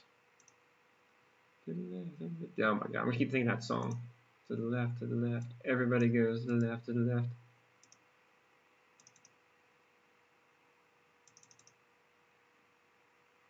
There we go. So I put them here. I actually put them a little even farther moving to the left, because they're advocating more policies which move that way. And they are They have not have as much time to move away from their policies. And now they're in the government, so they can probably promote them. I believe they have the ministries, the minister of, they'll be the health minister and the environmental, or the minister of the environment. So they got their specific ones that they want, and they can begin enacting some of those policies, actually. And then we have the United Arab List, which is a thing that to talk about. So this is not a political party, it's a group of political parties. Because for some of these, they're too small to get enough votes. Instead, whoop, you get all the parties together, and they work together. And it's known as Ra'am, which means, ooh, it's thunder. Wow, it's thunder. It's the Arab political party in Israel, the political wing of the southern branch of the Islam. Oh my God. This thing of this thing of this thing of that thing. Now the Joint List exists as a political party, as an electoral alliance in the opposition, but not in the government. It's not in the government. And they are conservative. They are for Israeli Arab interests. Islamism, oh my God. Islamism and social very conservative overall, a two-state solution. But they're on the other side.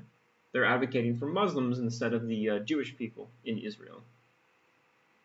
Let's see here. What is their platform? Yeah, two states, split it all up. Equal rights for Arab citizens. And they're popular in the Negev, Bedouin. You guys need to know that. There's a lot of Bedouin, who are the people who live throughout much of northern Africa. And a lot of them are here, which is the Negev desert. This whole area is a very large desert. It's difficult to live in this section. Some little farms and towns here and there, but it gets very deserted after a while. However, the Bedouin live in a lot of the parts down here too.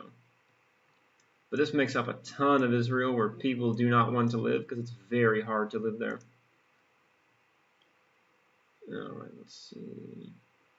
And you can see their parties going up and down, all the time. And they are composed of who?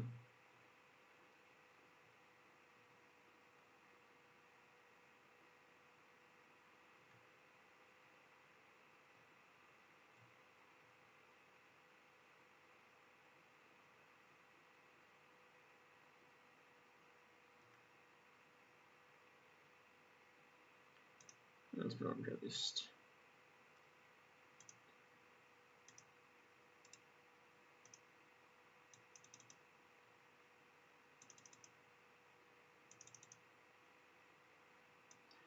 They mostly fall in the more conservative section, but we're talking conservative just in their beliefs, as far as it goes with their, what do they call it? Their stance on Israel, who gets to own what, who goes where. They fall into a different category, but they're still conservative, so we'll put them in this section. Let's see. Now, some of them belong to more specific political groups. That's what I'm looking for here. They didn't mention it, so I'm wondering if they're all just, it's one large political group. Lists aren't supposed to be, but let's see what they are. Okay, it seems like they're all just part of the joint list together. Yes, they are. Yeah, right.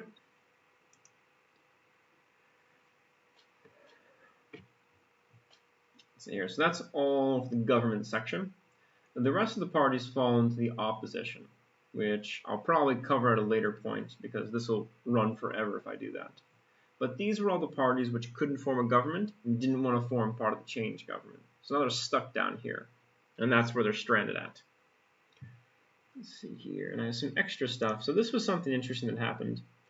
In 2021 at Mount Meron, there was a crowd crush. So a lot of people were going on a pilgrimage. It's the tomb of a rabbi called Shimon Bar Yochai, or Yochai, maybe. And during this, a lot of people died. It's 45 deaths, 150 non-fatal injuries. And because of this, there's a big inquiry into who's responsible, was it poorly managed, what's going on, and part of this also fell on Netanyahu. But this happens on 30th of April. Which meant if he's trying to make a government and he comes under more political pressure, it hurts him more. So this would make it difficult for him to make a government under these conditions. And part of the platform for the new government of Israel is that they're making a commission to investigate this, to assign blame and see what needs to be changed in the future.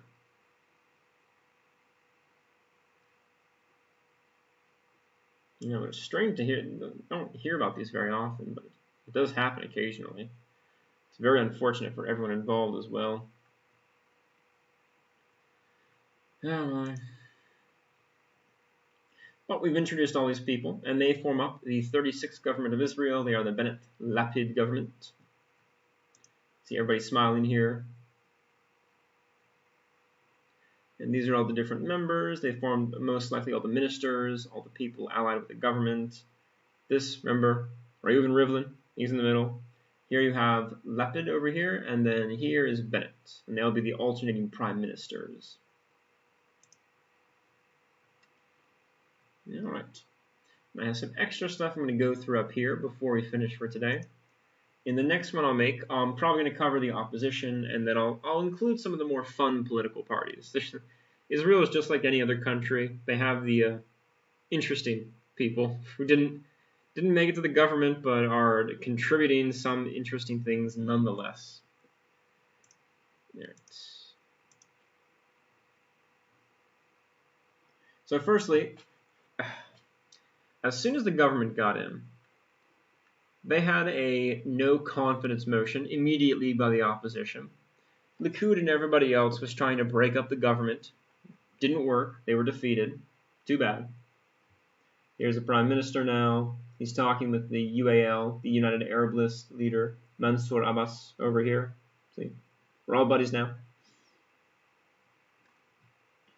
And they got defeated by 60 to 49 and 59 to 50. Ouch, that hurts. Let's see.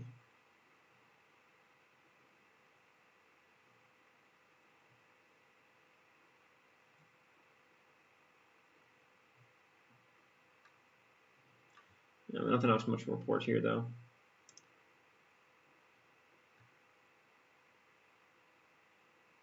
This was a side issue that they were perhaps extending a ban on family reunification in Palestine. They couldn't extend a law to prohibit Palestinians to marry Israelis and to receive citizenship in this way. So they can't prohibit them to do this, but some people wanted to, just to keep more of the Palestinians and Israelis kind of separated from each other.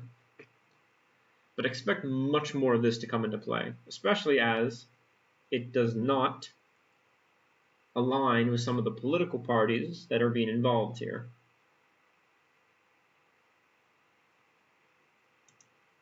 Let's see here. And this is just a thing on the new prime minister. He is more right-wing, more religiously right-wing. However, you have to work in a government. I just saw his party. His party is over here. They are the Yamina, but they're some of the farthest right wing of all the other members.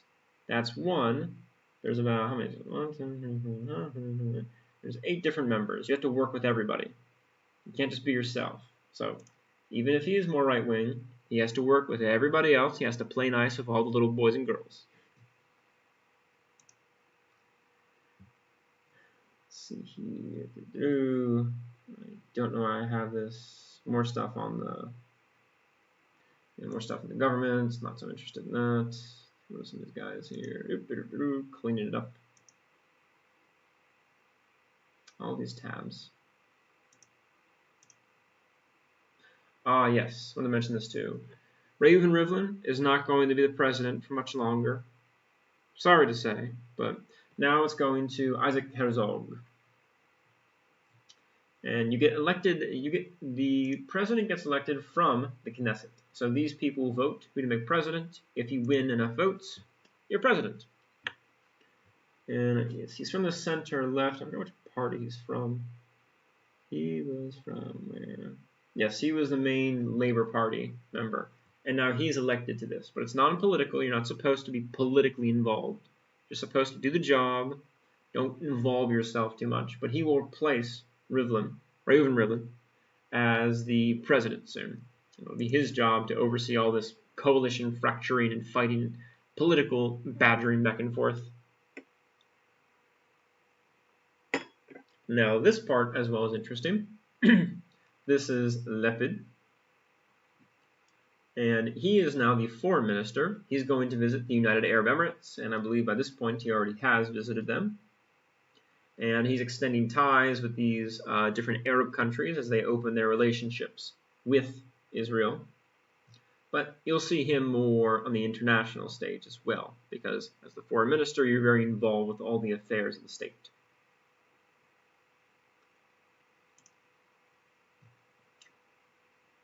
See, and this one's interesting. The Israel's foreign ministry is waving the LGBTQ flag for the first time, which is interesting because Netanyahu's government, the Likud party, part of the way they maintain power, they are very far right-wing, in some cases extremely far right-wing, but they also have religious branches. The branches kind of go back and forth. They are not very friendly towards the idea of gay rights, so this would not have flown in the previous administration. Now, however, because, again, he is more pro-gay rights, he was in favor of civil marriage, again, they're over here towards the more liberal side. Now, this is something which is more acceptable, and you'll start to see it more often.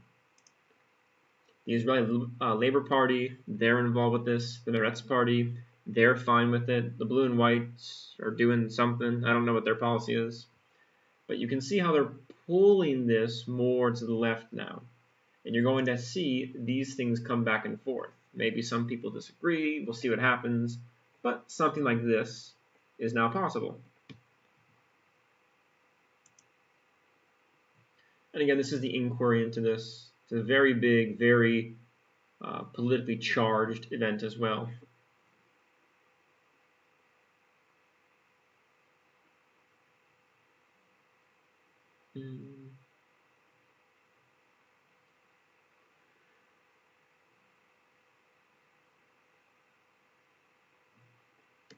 And this is a key part here. They're thinking that perhaps Netanyahu, with his allies in the ultra-Orthodox community, didn't want to limit the number of people going to this procession, so they let the numbers go up and up and up to uncontrollable amounts, and then you had this kind of stampede where people got trampled to death. Now, whether that's the case or not, you have to investigate. But this is what they were concerned about, that perhaps they're being lax with their regulations because of this.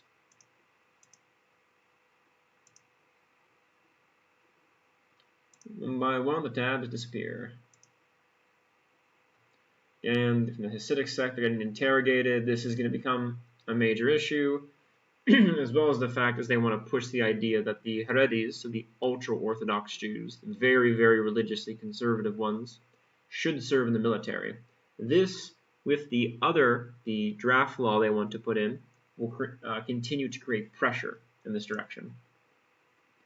And as a side note here, the Bedouin, I mentioned them, that live in the Negev desert down here, they're not very positive of much change. Now, Mansour Abbas is getting a bigger budget for the Arabs in Israel, the Israeli Arabs, the ones that live in Israel, not Palestine. He's helping to get their towns recognized so they can live there. Some of them are unrecognized. They're illegally constructed, or they were deemed illegal by the state, and he's trying to help them.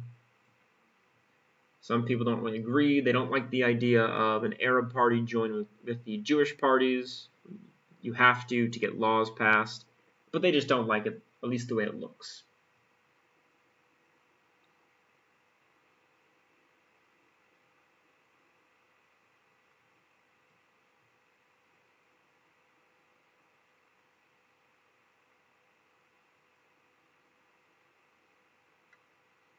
You can see here, people aren't very positive, not much. People kind of think, yeah, maybe it'll happen, maybe it won't. We'll see.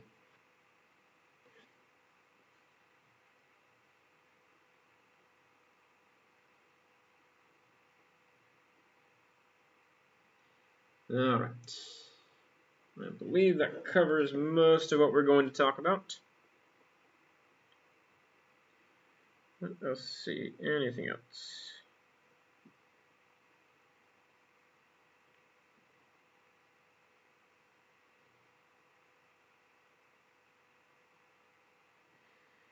Alright, that'll probably call it a night from this point. We've covered enough stuff. We'll move into the other opposition parties next time. Some of the more fun ones, too. There's very, very extreme right ones, but also interesting left-leaning ones, and then very specifically focused single-issue kind of parties. But we'll get into all those next time. So for now, look at my pretty palm trees as we fade away off into the night, my time. For you, maybe daytime, maybe the middle of the morning, who knows. But have a good time to everybody, and we'll see everybody very soon.